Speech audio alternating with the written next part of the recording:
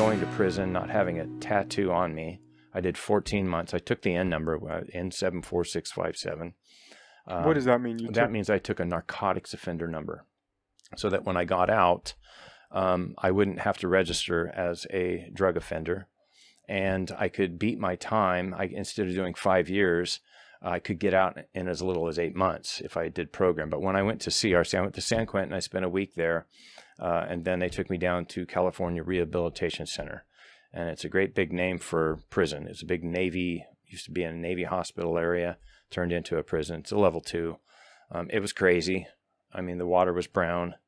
I was there for 14 months, and it was tough, you know. It was really tough. The water was terrible. It was hot. Santa Ana winds blowing sand in the windows, and it was crazy. You can imagine taking a narcotics offender number where everybody's trying to beat narcotics convictions, and you have all of the dealers and drug addicts in one place, you know, and they're there to beat their time, and they're running hustles. There were more drugs in prison than there were on the streets, you know. It was crazy. Yeah. I was just having that discussion with somebody the other day about how crazy that is. Because there's only one way for those drugs to get into prison. Huh.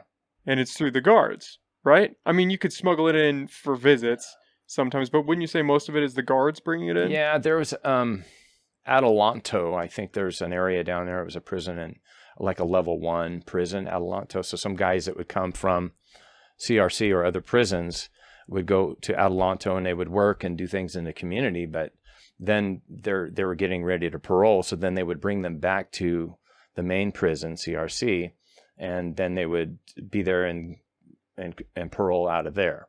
So those guys coming from that other prison were coming back, having been free, able to get cigarettes and everything else, and they would bring it.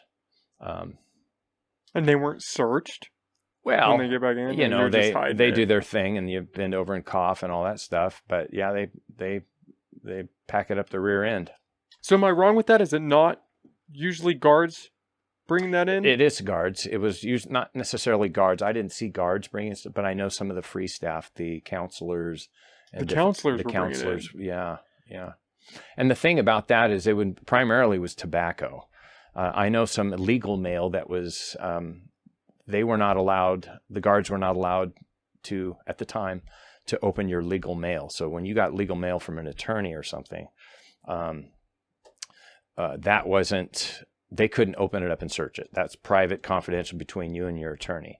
Well, there was a guy there in my dorm that was getting legal mail from his attorney, but he was sending in heroin pressed between paper. And so when the heroin hit, you could tell because everybody was in the bathroom throwing up, and it just a nasty drug. So what was it like when you realized, oh shit, I'm going to prison, and then now you're going from a free man to in the cage? It was I can't even explain the feeling. I was scared to death. You know, hear all these stories, you know, but I was 38 when I went, 37, 38 years old. And so I had a few gray hair, and I hung out with the old guys. You know, I had a lot of friends that had been there. And there's like, you know, bro, you're going to be all right. It's no big deal, you know. I just don't, I'm not a weak person. I stand up for myself. And so, but I'm not looking for trouble. But if it comes my way, then I'll deal with it, you know. And that's just the attitude I had.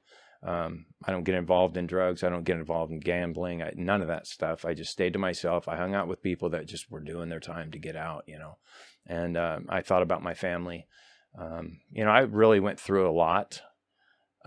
Of personal condemnation, you know, a lot. And I hated myself. I mean, to the point where I didn't plan out, but I contemplated suicide. You know, how would I do it?